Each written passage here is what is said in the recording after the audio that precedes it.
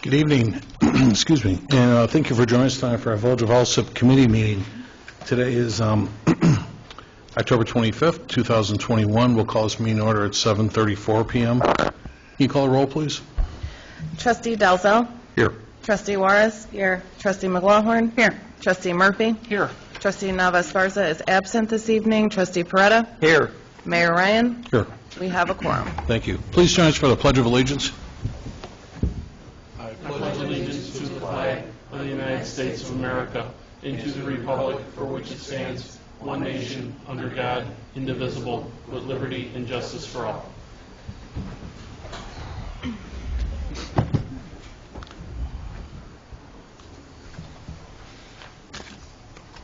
So we'll start with our officers' reports, starting with mine. Let everybody know when more paperwork becomes available, I will certainly share it with the village. I was on a Zoom call today with CEDA. It's CEDA. CEDA helps people in many cases, well, a lot of aspects of support. In this case, it would be, they've acquired are going to be acquiring a $15 million grant from the federal government. This is supposed to take effect starting the beginning of December, like December 6th, but they're going to help people with who are struggling to pay water bills, for both water bills that are extremely delinquent and wastewater bills that may be delinquent. It's a one-time payment for folks that qualify. There's some criteria with as far as income is concerned and whatnot, and you can get up to a one-time payment up to $1,500 to help you with those bills. Please keep in mind this is a Cook County program, and it's going to include the city of Chicago as well too. So this isn't just the suburbs. This includes Cook County, and they said this money will barely go 2 years. And right now it's only a one-time program, but that it may be possible that with the help of our legislators, they may do this again in years to come. But they said as soon as they have more flyers and pamphlets available, they will get those to us, and we can certainly forward those to the public, and they can apply accordingly. They'll need a W-9 form to demonstrate their income level, as well as a couple other small pieces of literature too. Again, CEDA helps with folks with pay electric and heat bills.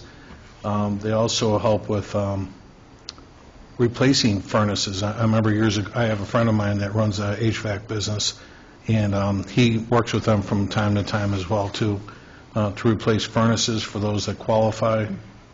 And you sign an agreement that was actually drafted by the state of Illinois, and they allow you to amend that agreement too, should there be something there that you can't meet. They claim to be very flexible with those agreements. So as soon as that information is available, we'll pass it on to the public.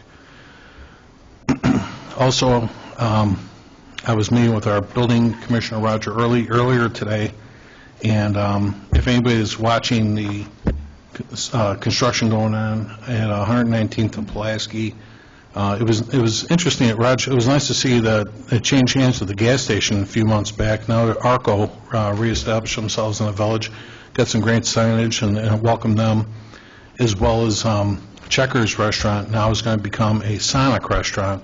And they're putting up one of the, everyone's familiar with that Sonic canopy where you drive under to get your orders and stuff. They're putting up the canopy over there right now. So it's not going to be an oversized Sonic, but one built for that location yet too. So certainly we're looking forward. Raj, any idea when they might be done with that construction?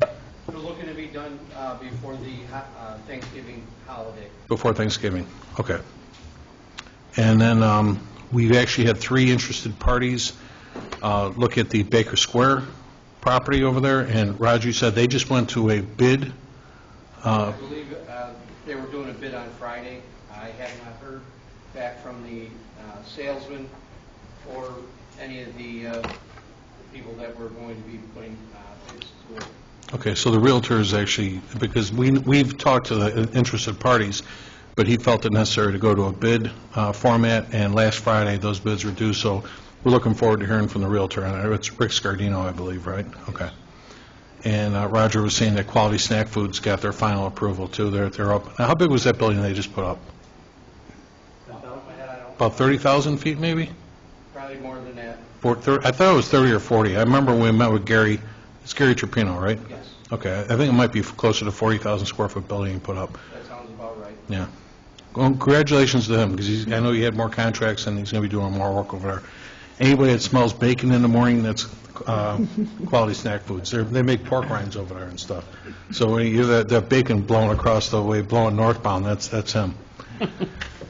All right, so the first thing you had on your agenda this evening was a request to approve a new 5-year agreement with Republic Services for scavenger services. I just gave everybody I know we had it all in email format, but I just gave everybody just a hard copy to refer to.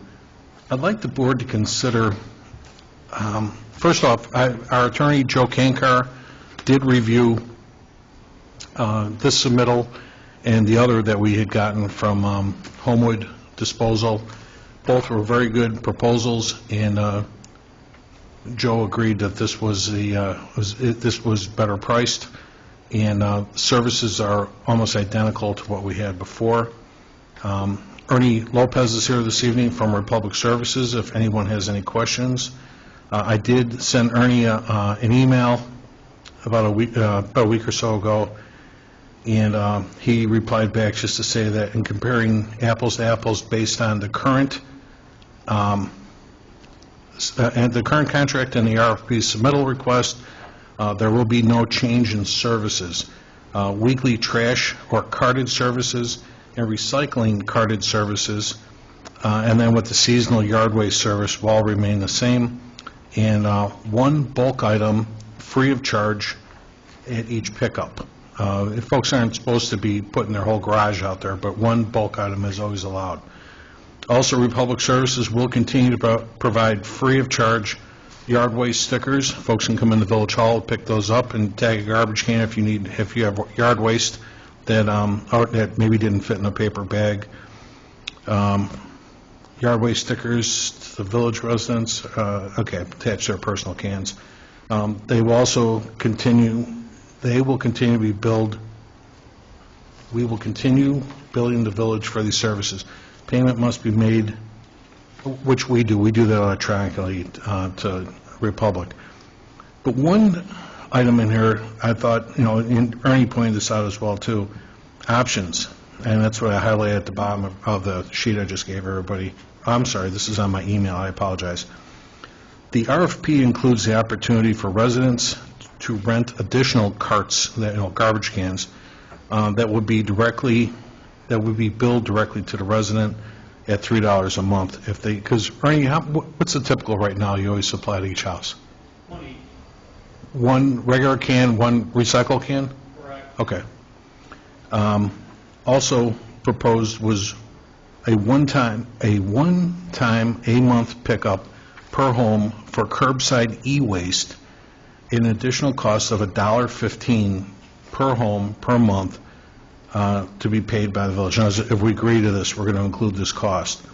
So if the village were to select curbside e-waste service for the residents, the rates will they're still lower than many of their competitors, or even what we're currently paying, because Mr. Lopez and Republic gave us the current rate we're paying right now is $20.76 a month, and for 2022, and the proposed rate at $19.25. That's what we're paying right now, is $20.76 is our current rate.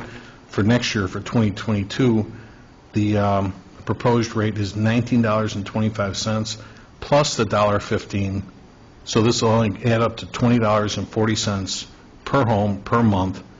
Any additional bulk items will service at $25 per item, and that's paid by the resident outside of what they're picking up. And Ernie, you told me on the phone, you folks do police the fact that the e-waste pickup, how many times a month can you do an e-waste?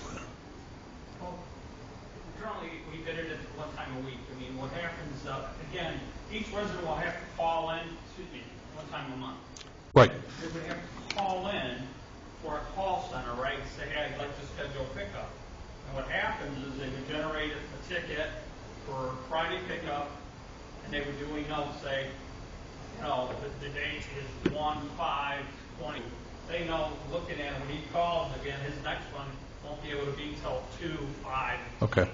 So I want to say this for the record. I apologize, Ernie, I should have had it on a microphone, but what Mr. Lopez just told the board, because we are filming this, is that once a month you can request an e-waste pickup, provided you call Republic and obviously let them know that you're going to have an e-waste pickup out there. So once a month you can do that, because occasionally, one thing they want to be cognizant of too is they don't want the service abused, where all of a sudden you can have people fly dumping and all kinds of things, and all of a sudden people got TVs all over their house every time you pull up, and you don't know this ahead of time because you're making a special pickup to pick this type of refuse up, right? So it's once a month that you can have an e-waste item disposed of at your house, provided you call them first and make arrangements, and this way you can police at the same time how often, let's just say the Smith family called for a pickup and stuff then too. Correct. Okay. Each home, we have in our system, every address that we service in Alsip. Hey, you know what, I'm sorry, Ernie, because you're doing a lot of explaining. Can you grab a mic, please, because this will pick it up. You can have a seat right there if you like. Sure. Thank you. Sure. Getting back to each resident in regards to identifying and police them, sort of like, each resident we have is currently in the system that we service. Each address has what we call the routing information. So when they call up and say, so-and-so, they'll ask for their address, 12915 Costner, whatever the address is. They'll look it up and say, okay, you're entitled to your one-time pickup. They'll generate what we call an F2 note in the system. It goes to operations. Operations opens that up for next Friday. They see a note. They send the proper truck up there. It'll be an individual in a pickup truck. It'll be going around, boom, boom, boom. We'll take it to our site. We'll put it on the skid. We'll identify it as high grade, mid-grade, low grade. We'll put it on a skid, saran wrap, and send it out.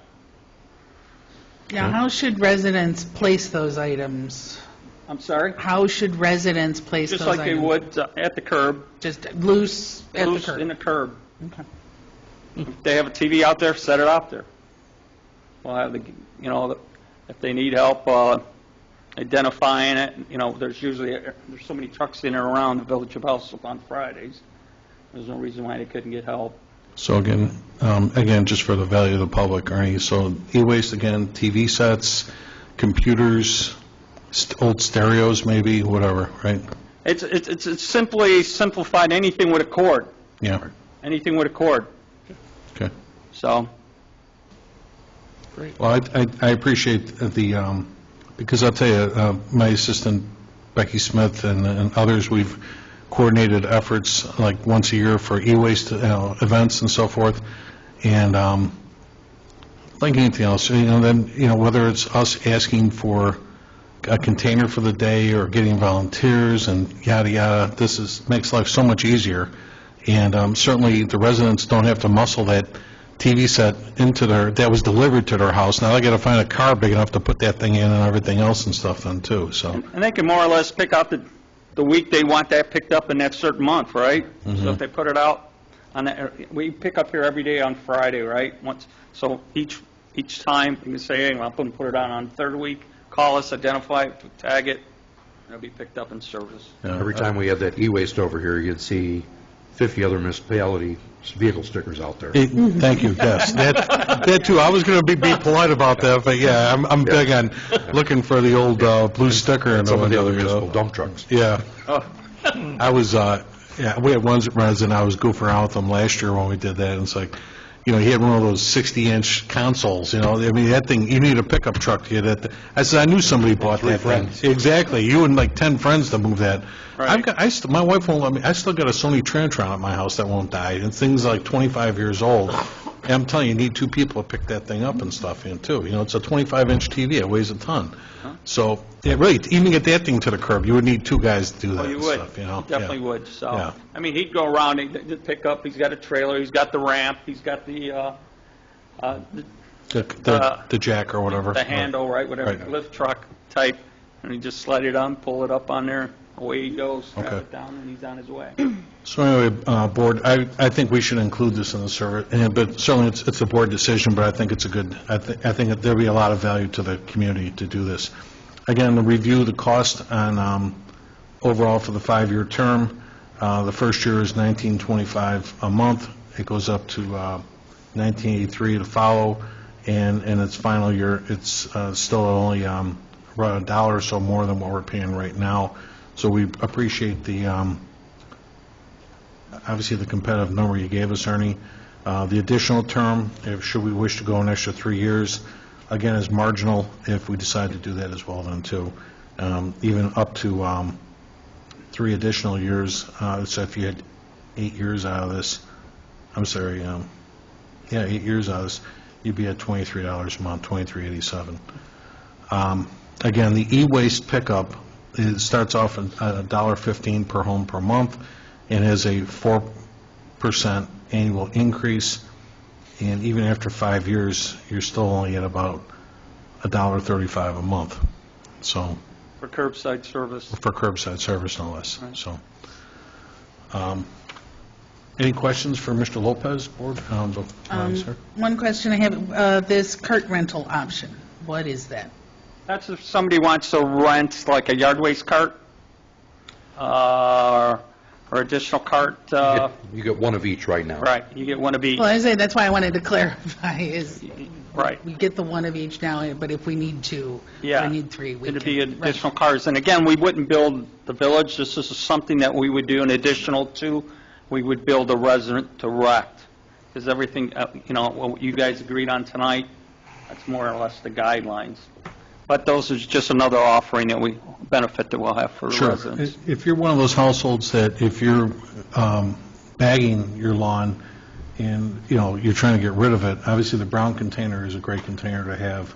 I've had residents call me like, what's the brown one for? I'm like, I should know this, and I do now. That was back in 17. Right. But, the brown one is for yard waste. And certainly you're getting a nice big bucket to fill up with grass or sticks, whatever, that kind of thing, so. But, and for $3 a month, no less yet, too, that's easy. I mean, those paper bags up at Home Depot, those things are $1 each or whatever and stuff then, too, so. You don't have to you don't have to go to Home Depot and get them. Right, exactly. You got that cart all the Or have the time. bag tear, or then you got to buy the slip like I do to square it off so it won't collapse while you're trying to fill it. Hence the $3 a month, that kind of thing, so. But, anybody else, any questions for Ernie? Thank you, Ernie. We'll put this on the agenda next week then, too, okay? All right. Okay. You'll come up with a decision on how many, which plan you want to go with? Yeah, Or is that and something that's what I'm going to put on next week, is we're going to ask for an approval of 5-year. Should anybody want to go with 8 years, certainly we can amend that on its face right there and stuff then, too, okay? And then that would be the same, too, in regards if they want e-waste or not? Okay. Okay. Is that what you're going to do, or you're going to decide tonight, we're going to take the 5-year for sure? Why don't you just take a poll tonight for the e-waste? That would be easy. That's true. Yeah, why don't we do that, Renee? Why don't we, let's poll everyone consensus to see, to number Or one, talk to add Joyce. the e-waste? yeah, does the board wish to include e-waste in the refuse contract? Yeah. Or talk to Joyce. Oh, sure. Ernie, does this include e-waste for the village? I knew you were going to say that, and that's yes. Yeah. That's yes. That would be a hard no, let's put it that way, I knew yeah. that's So, where she was going. yeah, so, So the answer is yes. okay. So, Make sure that's done. so yeah, we'll take, get a consensus here if the board wishes to include e-waste as part of this contract agreement. Okay, so roll call number 1 for a consensus to add the e-waste to the services that you'll be voting on next week. Trustee Dalzell. Yes. Trustee Juarez. Yes. Trustee McLaughlin. Yes. Trustee Murphy. Yes. Trustee Navas Barza is absent. Trustee Peretta. Yes. You have your consensus. Thank you, Ernie. And then next week, like I said, we'll discuss whether or not to go 5 or 8 on that too, okay? Oh. Okay. Just a reminder, that whole through the 8-year program, it's only a 3% annual PI, and as you probably all know, up to date, everything's currently about a 4 to 4.5% PI, so that's something you might want to look at, those 3 additional years too as well, so. Very good. Okay, thanks much. Thank you, everybody. Thank you. Thank you. And then the last thing I want to bring up, I gave everyone a copy of this right before the meeting started. I'd like the board to consider amending our procurement policy that we have here. Right now, the as far as expenditures are concerned, the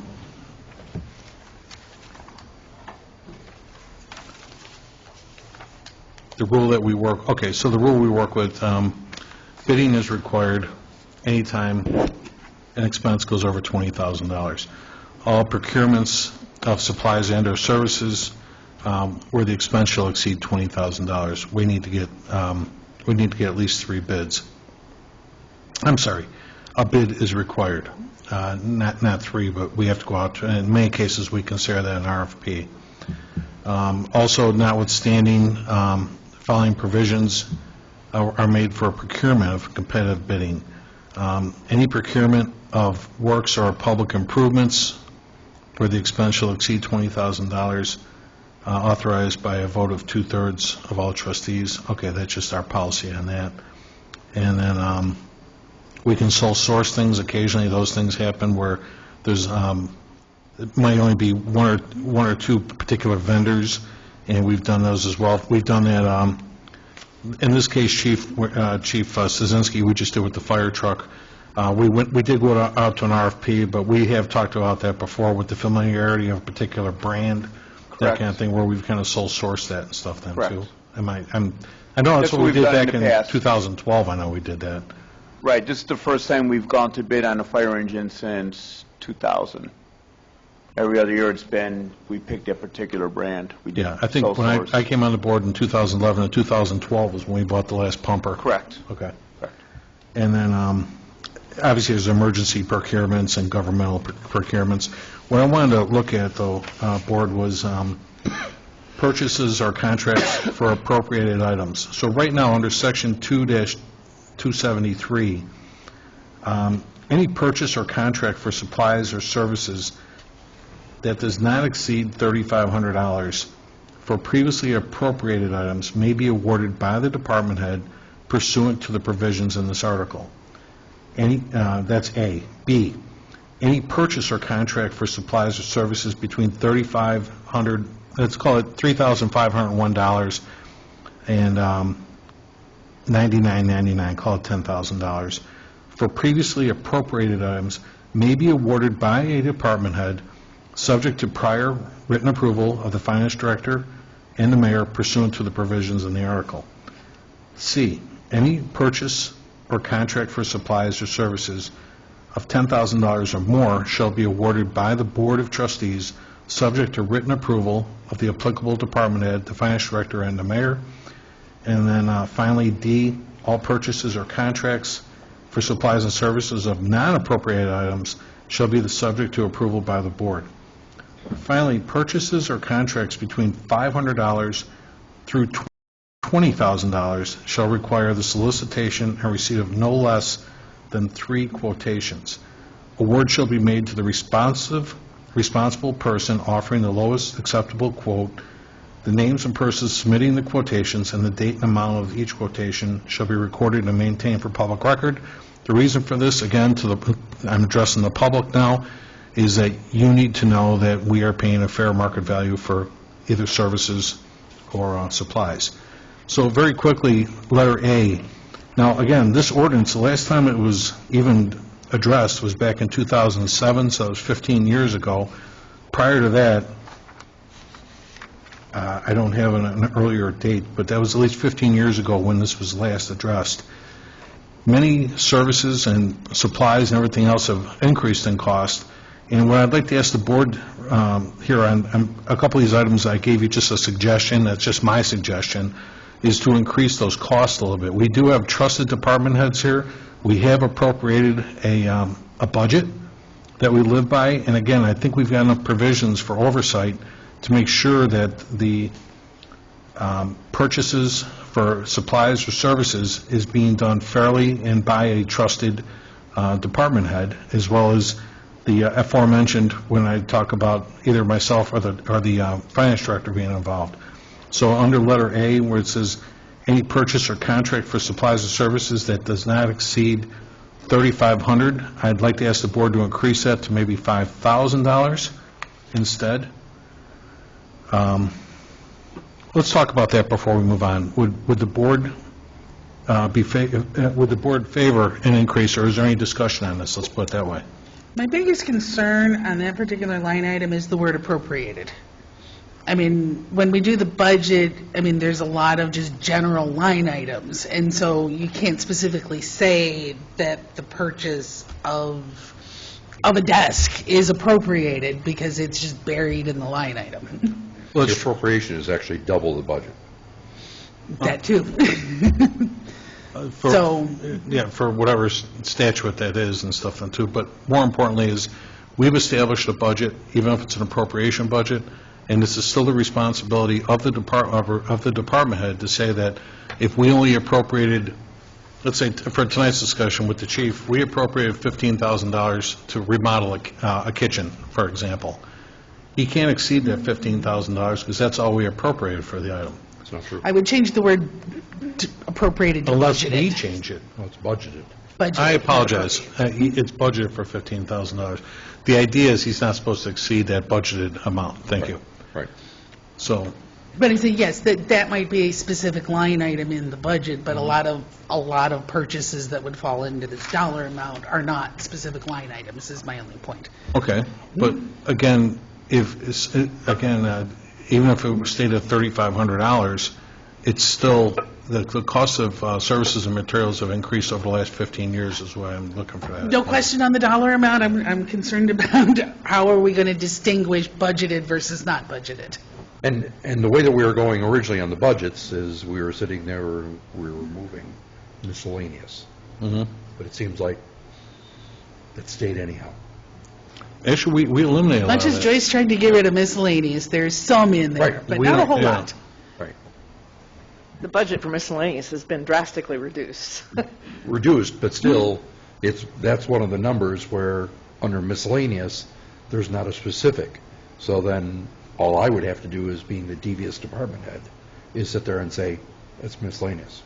And so if your miscellaneous is budgeted for $1,000, then you throw that into miscellaneous, but again, it goes for review, so,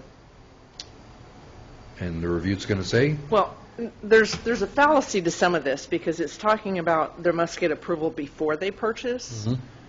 Well, when we get an invoice, it's a little beyond that. right, Well, up to $3,500. It's a little beyond that. When I get an It's beyond invoice that, to no. approve, it's done. The package has already been opened, and in some cases, it's been consumed.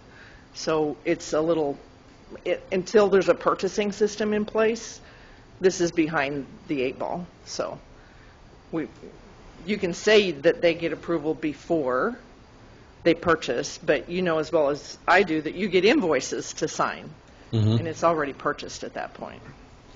but it's still the department heads that are doing that, authorizing it, and then you just hold their feet to the fire. So Correct. they know what the rules are, and Correct. they're And all- they follow the rules. Nobody's, Right. jumping through Right. the hoop to try to do something wrong. Yep. But our system is just not set up to do the before stuff. Understood. But we do have, there is a provision here, and again, I don't know how else they could word that, Trustee McGlowan, other than say it's been appropriated, because we... Well, Budgeted. Budgeted, yeah. Get rid of Yeah, appropriated. well, that's what I'm saying, yeah. It's, As I'm saying, get rid of the word appropriated and substitute the word budgeted. Right. Because the appropriation is double the budget. I don't have a problem with that, that's just a matter of interpreting, that's fine. I mean, it's been like this since '07.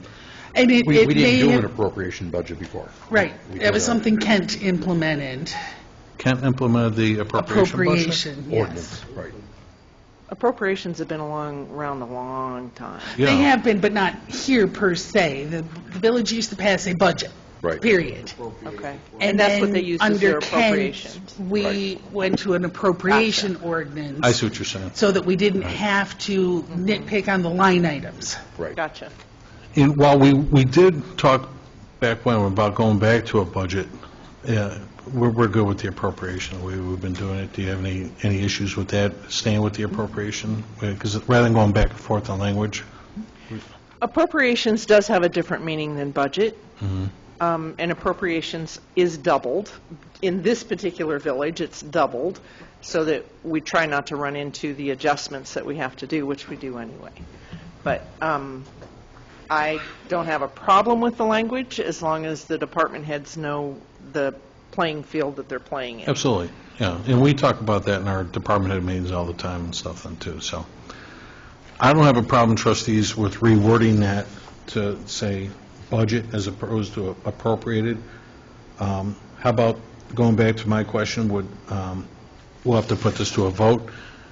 Would everyone be in favor of increasing this from $3,500 to $5,000?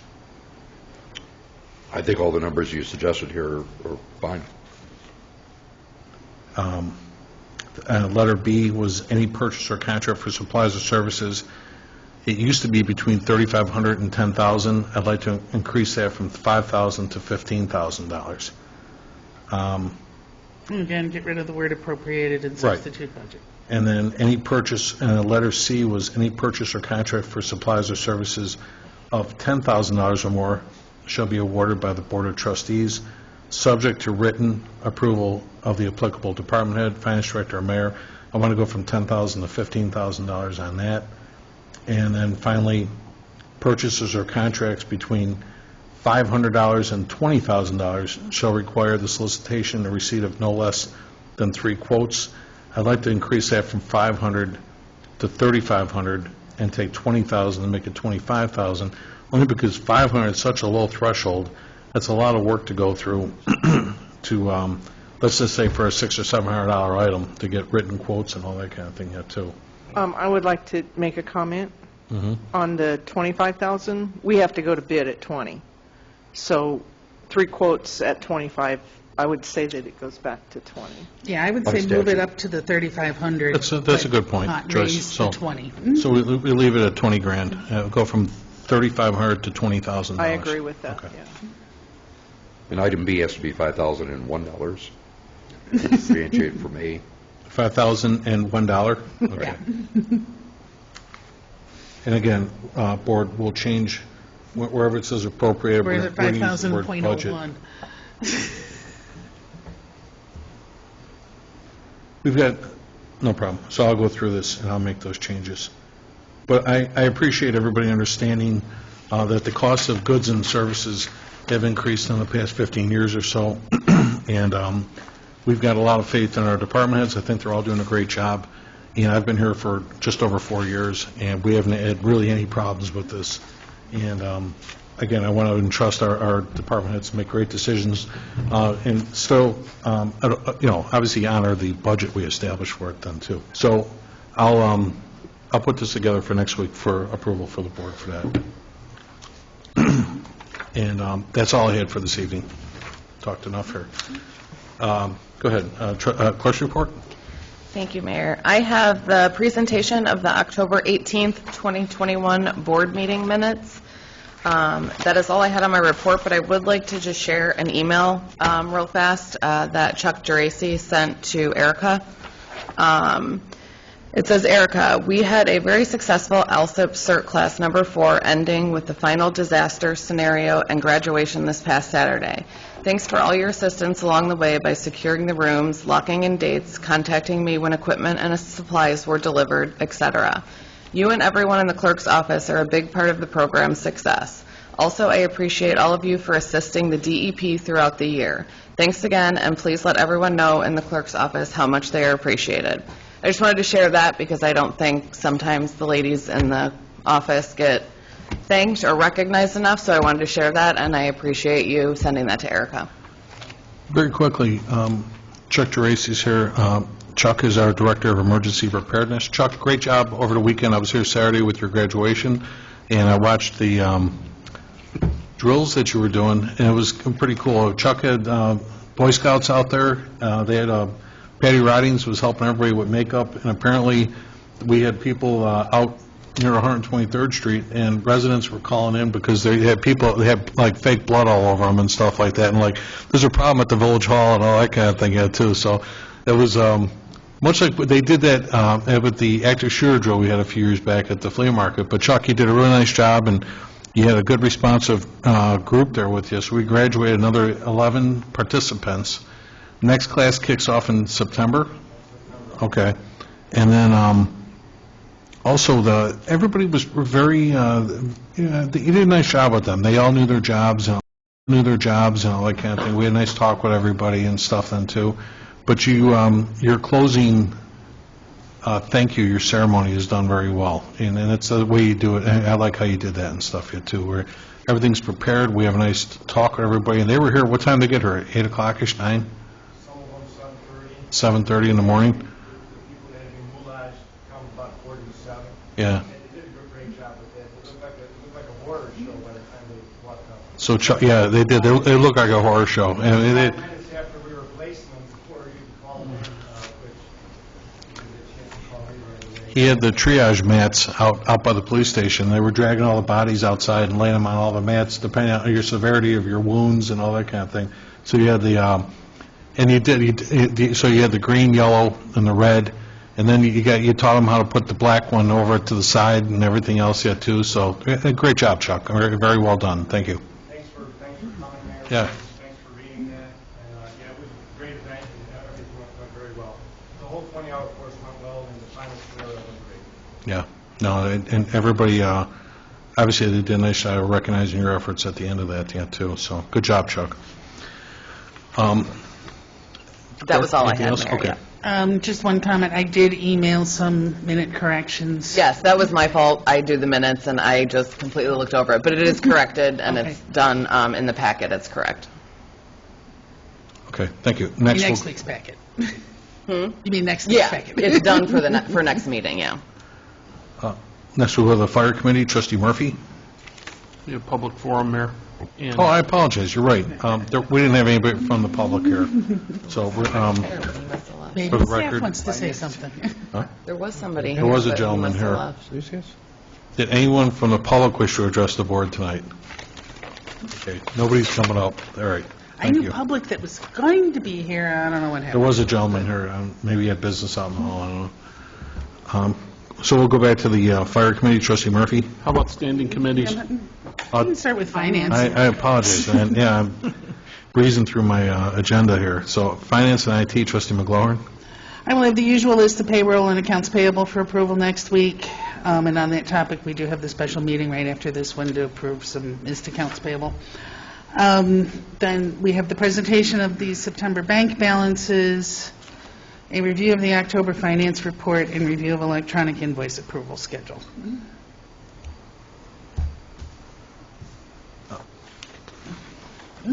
Very good. Any comments or anything on that? I did do, for the first time today, I did do electronic review of timesheets, and Joyce, great job. Everything's going along real well with that. Everybody's not, I went through the list, everybody's not totally plugged in yet, but we're getting there and stuff on that yet, too. getting there. And today was like the first day for the timesheets? Is that right? No. For the It won't review? go live till next week. It'll go live next week. Yeah. Okay. Next week. Okay. November 1st is when we're going to go live. Everybody should be activated now. The salaried folks are still not all on there yet. We're slowly getting that there. Okay. But everybody that's outside the police and fire that usually clocks on a time clock should be on there. Okay. Finally, we'll get to the fire report. Trustee Murphy? I have a recap of quotes for the cabinets at Station 1, and the quotes were provided in the packet. Chief, you want to comment on that? No, that's the same ones from August when I brought it up originally. We did try to reach out to 2 other contractors. They never got back to me, so you can see the variation from one price to the other. The quality of material, wood's pretty much the same. One contractor uses red maple, the other one we use the choice of either silver maple or hickory. Hickory's a little bit more expensive, a little bit more durable. So we, like I said, the lowest we're happy with. Plus, it is also an in-town business, so we're happy with that. So And next, we have a discussion of the fire engine bid. All right. Last week, we did have the bid opening. I missed it. Deputy Chief Ricker was here, and I guess it was a quick meeting for him being here, which is unusual. Anyway, to look over the bid, look into spec, meets everything we wanted to. They added a few other things that we will take out that should not have been in there, but that's no big deal when we do the contract part of it. The only exception they took was the timeline. We originally had it in to be done by December 15th of 2022. With, again, the way supply and demand is for materials, they're about 440 days out, so that's going to be dependent by the time we actually do the contract. They'll have what the delivery date will be on there as well. So I'm satisfied with that. I have no problem with that. And then I'll bring it up for next week to approve so we can get the contract going and get it on order so we have it in December or beginning of January of either December of 2022 or January of 2023. So we're about 15 months out right now for it. Chief, I apologize. I actually did look it up Monday, and I totally am drawing a blank right now. When we appropriated money for that fire truck, how close are we to the price that came in? We originally estimated, and this is going back last year, to $650,000. The engine was $688,000. Yeah. I did have a conversation with Joyce a couple months ago, and we knew it was going to be a little bit higher. Traditionally, it's usually a 3% markup every year, but the way everything's going right now, it is a little higher. Not too bad. We are actually working with a business in town that might help offset the cost of that. We'll see where it goes. I don't know how much it's going to make, but we're kind of working on that right now. So considering it's the first one we bought and the newest engine we bought in 10 years, last time I think we paid $575, so we're not too much more, considering it's about a 3% markup every year. So plus we added a few things. There's a few things we added that we didn't have before, so we're right in the ballpark. I do remember, I was here for the 2012 approval, and I do remember it was $575. And like you said, you know, even if you're talking 2.5–3% increases every year, it could happen. Is this truck pretty much identical to what you bought 10 years ago? Really, really close. There's only a few changes. One of the things we added onto it with our cancer prevention program, there will be a outlet that we can use to decon our firefighters that comes off the heater, especially for winter months. A couple flow meter gauges for different flows on our large diameter and our deluge guns. That's about it. There's really nothing. We didn't go crazy and add all kinds of bells and whistles. It's pretty much the way it is right now. We want to keep it. We've had a good product, and we don't really want to change it. The more bells and whistles, not only it adds money, but more maintenance issues, and we don't need any more maintenance issues. You know, I shared with Deputy Chief Ricker last week, you know, my biggest concern about purchasing the Seagrave anyway, I think it's a great apparatus, but it drives me nuts where it takes so many guys, when it comes to servicing, to take that thing all the way up to Wisconsin. That was only twice for the ladder, only because it had to go back to the manufacturer. Otherwise, it goes to fire services in Indiana for regular maintenance. Okay. That's the only time it's ever had to go back to Seagrave. And the reason why we had two drivers is because that ride's rough for 4.5 hours, so I you get need it. to split people up in there. But you got 4 men to deliver it and 4 men to pick it up. Right. So you got a driver and a partner and a chase driver and a partner Yeah. type of thing. So I get it. You know, It's a long folks drive. aren't built for 4-hour drives. No, so. and when we take delivery of it, they drive it down here and they do all the training. We don't go pick it up. They bring it down to us. So that's the only rig, I believe, that's made it all the way up to Seagrave in the 20 years we've been dealing with Seagrave. And again, it's only because of the ladder and liability. Nobody else is going to touch that ladder. How far is that drive, Tom? 4.5 hours. Rough, well, should be 4.5 hours. Let's put it that way. Okay. In the truck, it's a good 4.5 hours because you're not going any more than 65. Okay. And it just, Oh. that's my, I mean, like I said, I think it's a great piece of apparatus. They've been around a long time, but just, that drives me nuts to tie up basically 8 guys for a repair like that. Yeah, That's all. we've had very good luck. We've had Seagrave since 2001, which is our first one, and that's the one we're going to be retiring. Still runs good, but we're seeing a lot more issues on it because it's 20 years old. And, Okay. I mean, our vehicles get a lot of use out of them. Mhm. Hopefully less once we get the rescue squad. Hopefully here, less, too. absolutely, buy a little bit more time. Board, any questions for the chief on any of that? Okay. Go ahead, Trustee. Next, we have the discussion of a proposed ordinance. The chief will discuss the creation of a new ordinance regarding the storage of lithium-ion batteries. One of the issues that's come across to us in the fire service is what happened in Morris back in August. They had a warehouse that was filled with 100 tons of lithium-ion batteries. So it was on the site of an old paper mill that was abandoned. A resident bought one of the buildings and thought it would be a good idea to store lithium-ion batteries to sell, to recycle, whatever. Added up, and they had a fire in the building, and lithium-ion batteries, it's nothing more than a chemical reaction, or it's an interaction of it. You're not stopping it. So they had a massive fire. I don't know, I'm sure all of you saw it on the news.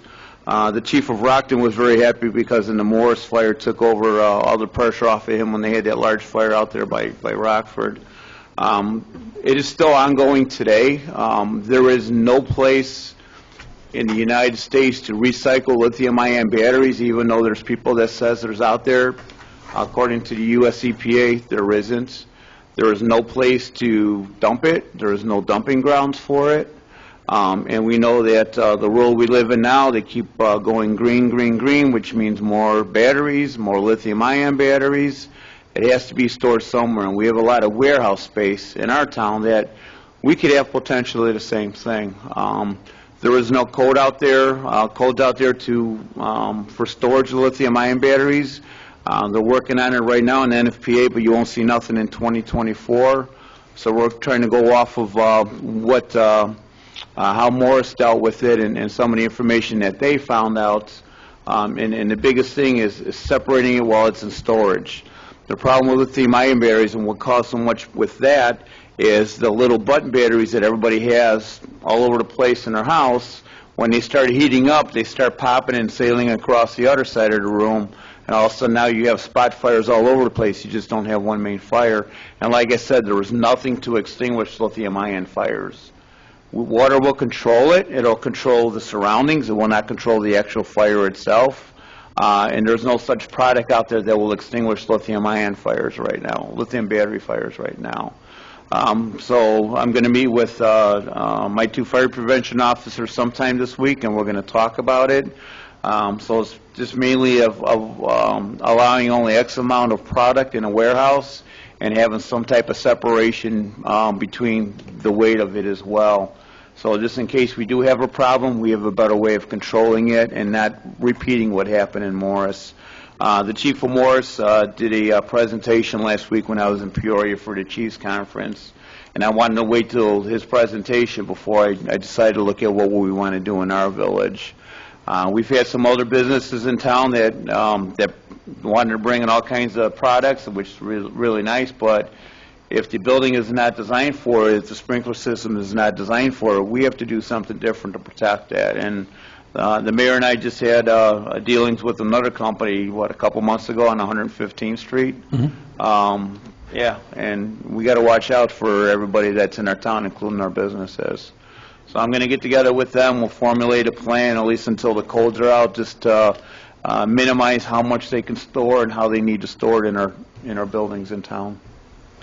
What the chief's referring to, too, is we had a business come in town, and certainly Roger Early, our building commissioner, and Joe Schmidt, our fire prevention officer, let's put it this way, they do a great job of identifying, when it comes, especially with sprinkler systems, of depending on the use for like a business, let's say whatever you might be storing there, will the sprinkler system in this case support dousing that fire? And in some cases, they hit upside. In this case, they hit upside the heads, and they're like, "Wait a minute, we didn't buy it. We bought it like this. Yeah, we understand that, but the use is different from what it was before. And for you to extinguish this fire, we need the right size heads." And we had a little clash, but it was all professional. It was all good, and they got it done and stuff then too. But no, I appreciate it. Everybody stayed on it. No voices raised, no problems. But we made our point, and as you said, Chief. We're doing the right things there, too. The other issue with the lithium-ion fire they had in Morris is the residents that were nearby were evacuated for, I think, at least 7 days. One of the byproducts of lithium-ion battery fires is hydrogen hydrofluoric acid, which is very toxic. So again, they had to keep the people away. And again, right now, it's all still sitting there because they don't know what to do with it. Right, I read that. And it's still some of the runaway reactions that who knows how long it's going to take for it to go. So starting to see a lot more lithium-ion batteries out there, especially with the advent of solar panels and electric cars and God knows whatever else is going to be a battery operated over the next couple of years. So it's just a matter of time before we see it in our town. So want to get ahead of it. That's all. Okay, and next we have a discussion of a new hire. Chief will give an update on his new hire. Right. Our new hire started today. Mayor Ryan and the commissioners all were present today. We swore him in. He will be on days for 3 weeks, and then he'll be on shift. And thank God, hopefully I help with some of the overtime that's going on with injured firefighters and everything else I have going on. So hopefully it helps some of my overtime going on right now. But looking forward. He lives in the next town. He lives in Oak Lawn. He's been in this area for a while, so looking forward to have a nice, long career with him. Nice young man. I met him today, and he spent 3 years with Chicago Ridge Fire Department, too, so looking forward to working with him. And, Chief, I read an article just this afternoon in the Tribune, said that when you talk about all the electric cars and all that, Hertz Rent-A-Car just ordered 100,000 Teslas. Wow. Starting to be rented out as rental cars now, or Teslas. Right, and there was about probably 6-8 months ago, because of the same subject, they actually did a test on how much water would be able to extinguish one of the Tesla electric cars. They hit 30,000 gallons of water and still never extinguished a fire. One car, 30,000 gallons of water. Doesn't do nothing, so. Mike, I apologize. Roger, I apologize. But I know we're redoing our parking lot. Do we include an e-charging station out there at all? We did not. Okay. We were looking at doing the expansion on the buildings instead. I see. Okay. I remember we talked about that a couple of years ago, and our former finance director, he was big on that all the time there, too. But do we have a couple in town right now that you guys are aware of? Obviously, I've never had the need for it. I don't know of any just yet. I know the electrician, you're right, the electrician school has one. I've seen theirs. Okay. The All right, DoubleTree may get one very soon. I mean, I know every place where I've traveled out of town, the hotels seem to be the most prevalent place. True. for the I mean, that's e-charging where you're going to stations. sit. But you're right. And for the benefit of the public, Local 134 at 115th and Ridgeland does have a charging station for your car. Okay. And that's all I have in fire, sir. All right. Police and traffic safety, Trustee Dalzell. Before we get into the other, I'll have the chief discuss a couple matters. Okay. Just wanted to advise the board of a couple of thank yous we got in the last couple of weeks. The first one is from the Alsip Chamber of Commerce. Wishes to extend a thank you to the department for volunteering at Build a Bed, an event that occurred on September 11, 2021. We had over 36 volunteers with us that day of the event to help with the bed build. There were volunteers of all ages and from many different areas of the community. We wanted to share the news with you that at the end of the day, the volunteers helped to build 20 new twin-size bed frames, which will be provided to children who are without a bed to sleep in. Thank you for the police department's time and help in making this event a huge success. Sincerely, Mary Grace Snooks. The officers that participated in that event were Rocco Merlo, Kevin Hayes, Nicole Byers, Mike Pantoja, and Nick Yordelis. On that topic, I just want to say I ran into one of the gentlemen with Sleep in Heavenly Peace yesterday, and he was commenting about what a huge success the event was, and that it also was one of the best events they've ever had. Good. That day. And last week we had 8-year-old Miranda Urban. She's a student at Lane School. She was at the fire department open house with a lemonade stand. She was selling, I guess, red and blue lemonade. And she raised $208, and being a big fan of the police, she came and made a donation with her mom, Stacy Urban, last week. and to go towards something for the members of the department. And we presented her with a challenge coin and took some photos and stuff like that that'll be out on Facebook soon. Nice. Very cool. Right. Very cool. Very nice. Then lastly, we have the request to approve an application for requests for stop signs. So we've discussed this ad nauseum with regards to how to go about this, and time and time again, it always comes back to the manual uniform traffic control devices. It's the federal guidelines with regards to the adoption and installation of a lot of these different rule-making signs, and it has to be supported by statistics in order to meet the criteria of the warrants established through that manual. So I guess it's been suggested here for this application to be used. The application needs 10 different household addresses. Signatures must be from a resident 18 years or older. Household address must be near the affected location of the proposed stop sign, and the application will be submitted to the village clerk's office. So I brought this up to Chief Miller. He and I were talking last week. I've been in office, like I said, for the last 4 years.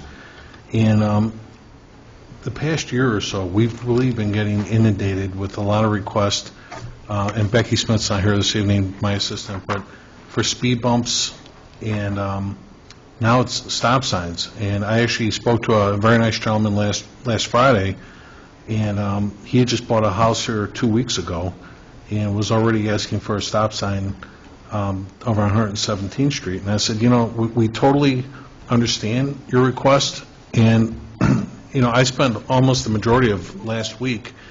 I've been on this board since 2017. Trustee Dalzell, with his previous experience being a policeman and a police chief here, is very versed in the criteria that's required to put up a stop sign. And while a typical citizen can certainly come forth and request a stop sign, I really want to. I did a lot of reading now last week, and many communities have all adopted the same program. And what I gave the board this evening was basically a summary, just to say that in my research, the requested stop signs by residents is a concern that many, if not all, municipalities faces with the residents.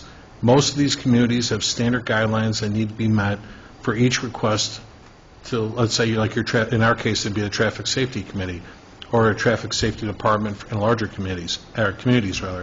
However, for the most part, every one of these, as Trustee Dalzell just said, uses the same guidance from an organization known as the MUTCD, which means the Manual on Uniform Traffic Control Devices.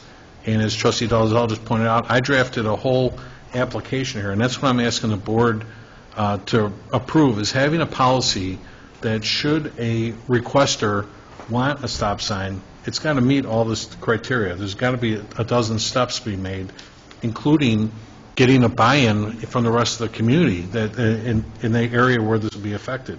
So it's not just, we appreciate John Q. Public that calls and wants a stop sign, but do all your neighbors agree with the same? And again, we've been incorporated since 1927, and I'm not saying a stop sign would be a bad idea, but it's the intent of all of these folks calling to have these act as speed controls, because everybody's complaining about speeding.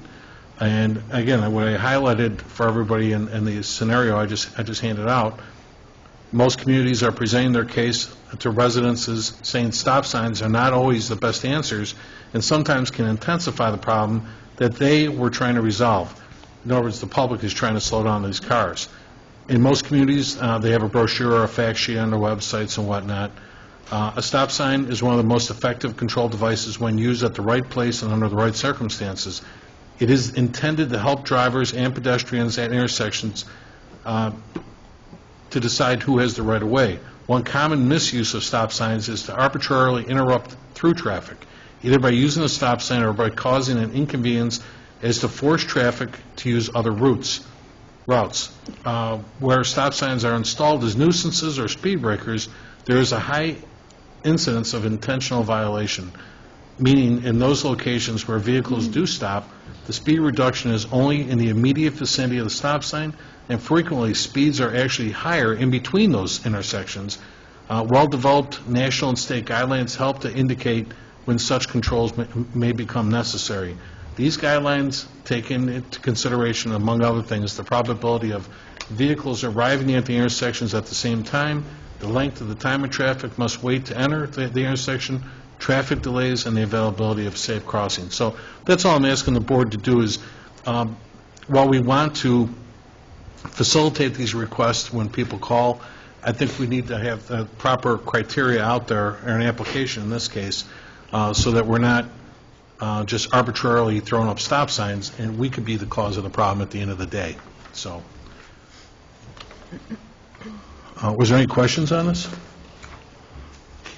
Mayor, I'd actually like to take a little step further. Okay.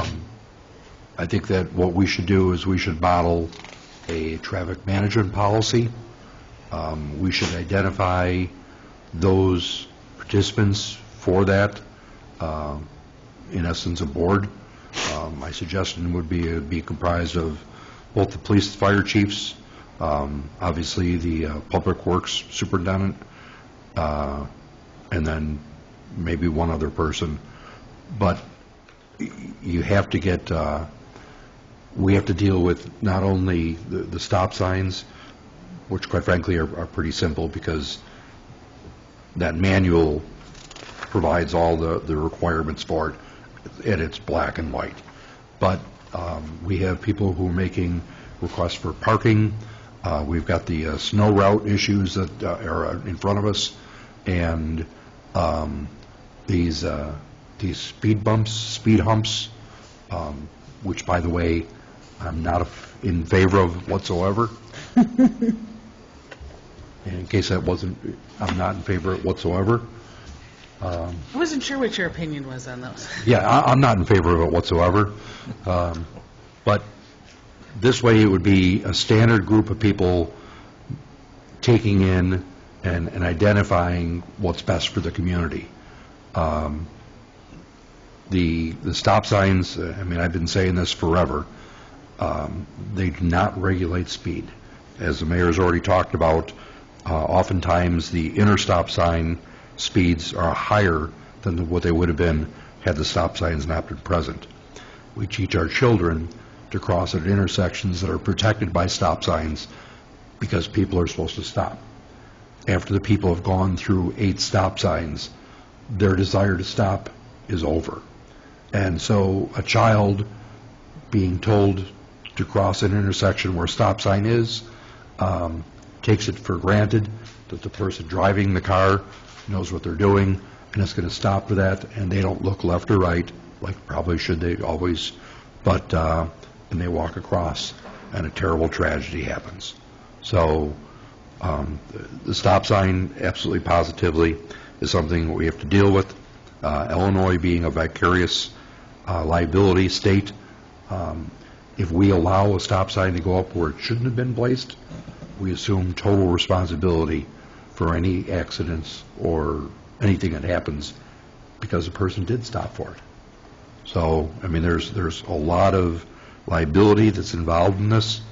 I believe that this will be a more effective tool. It'll be a universal application towards that with the guidelines, and it'll be headed by some great leaders. And if you want, I will even go so far as to write that document and propose it. Thank you. I was just going to ask you to do that, too. Thank you very much.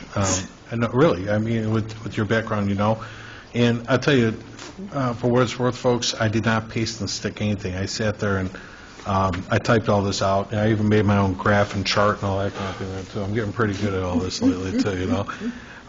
But, yeah, thank you very much, Trustee Dalzell, for offering the additional information. We'll bring it up to the next committee. Chief Miller, anything you want to add to that conversation, too? I'd like to do the same thing for speed bumps, but, Well, can't we make I'm sorry, what was your opinion, Chief? what's, What was your opinion? no speed bumps. No speed bumps? Yeah. Great Lots, minds the think same, the same alike. thing happens with them. Great People slow minds. down and then they speed up between the speed bumps. I was at the firehouse this morning swearing in the new fireman. I was talking to one of the firefighters who worked last night, and he was at Station 2, which he doesn't ordinarily work at, and forgot there was a speed bump down near 116th Street, and the person on the gurney in the back went up in the air and came down again until he forgot it was there and jumped over it and stuff then too. So, He's more injured now. yeah. So, did you turn your mic off when you said that? Yeah, I can't think. But no, I hope that person's okay. But yeah, the driver didn't see it. It was pitch dark and all that kind of thing too. So, thank you very much, Trustee Alzon. Yeah, we'll bring it up at the next committee meeting. And that's it. Anything else, Trustee? That's all I have, Mayor, Okay. thank you.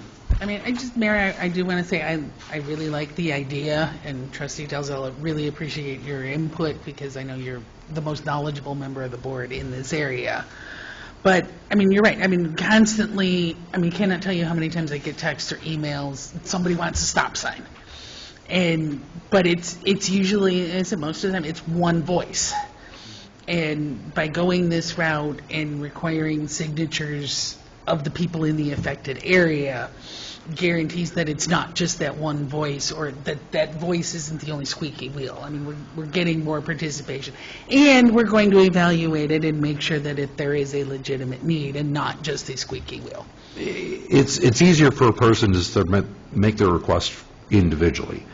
The problem with the multiple signatures, though, is that people are oftentimes bullied by peer pressure. So you go to your next door neighbor and you ask them to sign a petition for whatever. The neighbor, even though they might not be in favor of it, Might just chances sign are it. they're going to sign it because they don't want to deal with the repercussions. So it's unfortunate, but it's the world we live in. Also, Trustee, I did want to share with everyone, I did get an email last week from Mrs. Stout, who lives over in Deer Park, that was here a couple of times asking about the secondary snow routes. And I did go out and I talked to Chief Miller last week. We were trying to evaluate, and I think I sent everybody an email on this too. We were trying to evaluate to see if there was any room for expansion of their parking within the facilities at Deer Park, especially in this case. There is none. Unfortunately, the way they constructed the place, with the guest parking,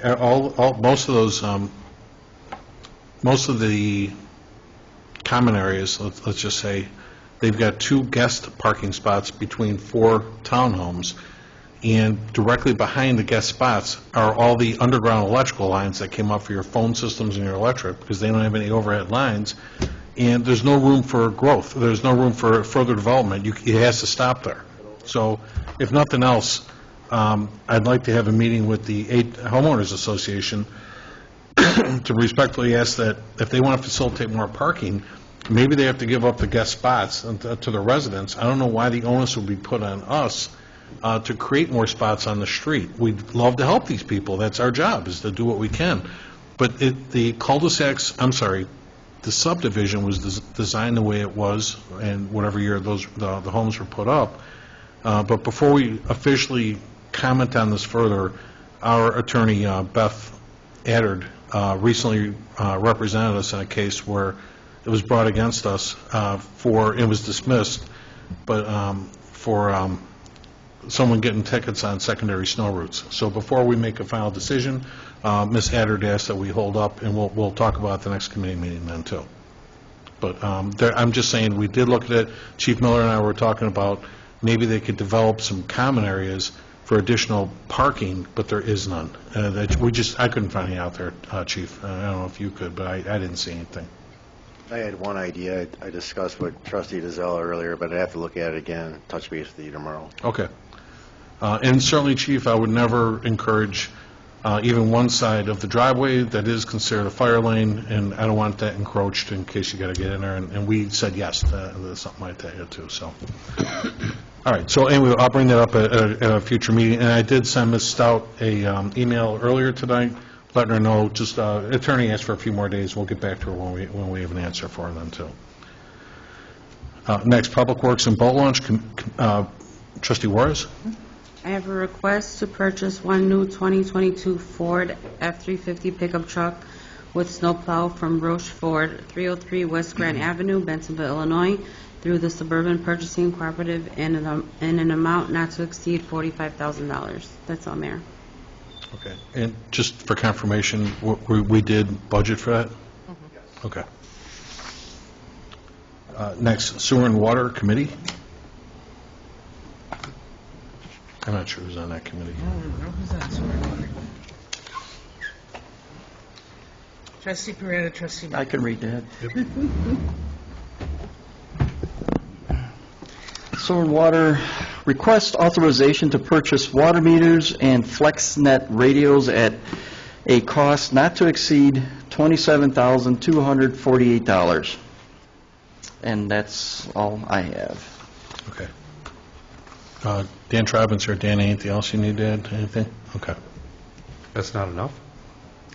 Dean, I don't know, you were at my office today, and we were talking about,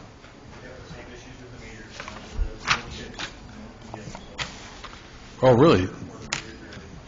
All right, Dan's not mic'd up. Dan just said we're having, just like the cars, where we need more computer chips for our water meters. All right, thank you. Next, Building and Health, Trustee Peretta. No report, Mayor. All right, thank you. You know, I meant to bring this up under Public Work. I wanted to share an email that our engineer, Will Dolan, sent us. Mike, you and I were on this yesterday. From Will, he said that on October 13th, 2021, the CMAP, which is known as the Chicago Metropolitan Agency for Planning, right? I get emails from them every day, and organization, and the MPO Policy Committee. Go ahead, Mike, I'll let you take that one. Who's the MPO? MPO? Yeah. Metropolitan Planning Organization. Metropolitan Planning Organization? Sounds You just sounds made good. that up, Yeah. didn't you? Municipal police officer? MSU is making stuff up, okay, that kind of thing. So, they approved their fiscal year forward fiscal year budget of from 2022 to 2026 with the STP Shared Fund Program and projects, which includes funding for the 131st Street project from Pulaski to Kedzie Avenue project. We've been waiting to try and get monies for a while on this. The attached award letter provides the details of funding and next steps of implementing this project, including deadlines for the obligation of federal funds and active program management requirements. So in other words, what Will said yesterday was good news. We have confirmation that 131st Street was officially selected to receive STP funding in fiscal year 2026. We will coordinate with the Southwest Conference of Mayors and Cook County to align the remaining funding awarded to the project. We can also get an agreement process going for Phase 2 of engineering there, too. So I'm glad, finally, Mike, and I appreciate yours and Will's work on this, then, too. We can finally secure funding to get that thing done yet, too, you know. Hey, ask them what STP is. It's that's the Surface Transportation Program. Thank you. I knew I was right there. I go to watershed meetings all the time. I was in on that last year. There's another one this coming Wednesday and stuff. I feel like a child with my parents talking at a table and spelling in front of me all the time. Everything's acronyms. So everywhere you look, you get an acronym for something. So, thank you, Mike. Great job on that, though, too. You and Will. Human Resource and Insurance, Trustee Murphy. No report tonight, Mayor. Okay. Special Committee Reports, Economic Development Committee. No report tonight, Mayor. Okay. Just so you know, too, that I talked to Roger today about a couple of projects that are going up right now. We are moving along pretty well on the gas and wash project. Is going pretty good right now. We're waiting on Cook County is a little bit slow with some of the permits for firewater right now. They did just some minor stuff over there right now, but I noticed today that ComEd was out there, possibly repositioning different things for them yet, too. And their fence fell down with all the bad weather, so I know they got to take care of that, too, at the same time. Phone call to give them the heads up. Yeah, and so anyway, we've got some projects moving along, and I mentioned earlier in my report that there's 3 submissions for the Baker Square property right now, too, and I'm going to try and have an update from everybody on where we're at with next site, at our next meeting, then, too. Village properties, Trustee McLaughlin? All right, we can see that the barricades are out in the parking lot. They were supposed to start today, but the weather delayed them, so they will be here tomorrow. Okay, I was expecting not to be able to pull in tonight, but, They had it blocked off this morning, but then they didn't show up. They were talking about, the surface, parking lot resurfacing. They were out on Saturday to make all the saw cuts and stuff like that, so all the curbs have been cut. And we do have it marked off. Trustee Dalzell, thank you for your suggestion, but you're right. We are going to have them take up the sidewalks out in front.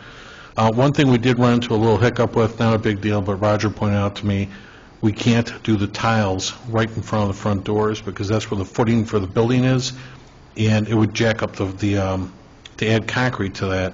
We're going to have to go with a different type of materials, what you're saying, Roger. We might use the same non-slip surface that we're going to get done over at the police station. We might go with something like that in there instead, because I can't jack it up too high to get in front of the front doors that are there now and stuff, then, too, because it would alter the whole front entrance coming in then, too. Right. So, anyway, we're taking care of it, but we're going to get that done.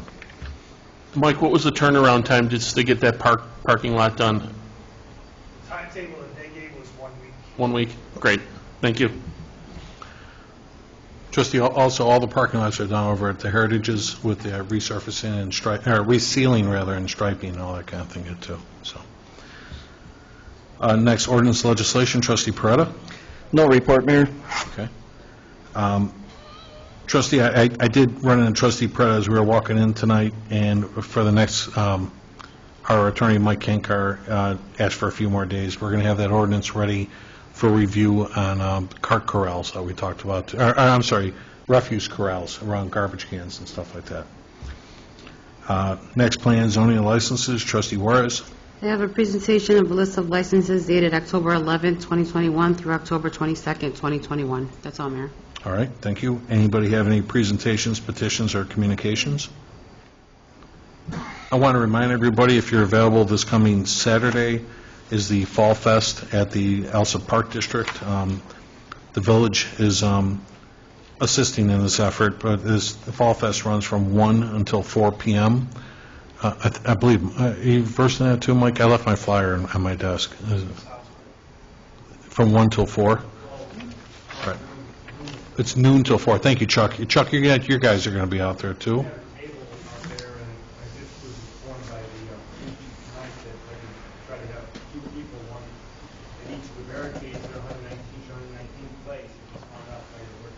Okay, so thank you, Chuck. So we're going to have CERT help with traffic control out there. So it's noon until 4 p.m. at the Village Pool next door to the junior high at 119th and Costner is where the event will take place. Did anyone have any unfinished business? Any new business? Can I get a motion to adjourn? so moved. Second. All in favor? Aye. Thank you. We're going to adjourn this committee meeting at 8:52 p.m. We have a very quick, just to approve some invoices, special board meeting. So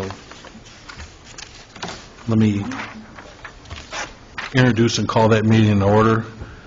The time now is 8:52 p.m. This is to introduce a Village of Alsip Special Board of Trustees meeting. Today is October 25th, 2021. And can you call the roll, please? Trustee Dalzell. Here. Trustee Juarez. Here. Trustee McLaughlin. Here. Trustee Murphy. Here. Trustee Neva Esparza is absent. Trustee Peretta. Here. Mayor Ryan. Here.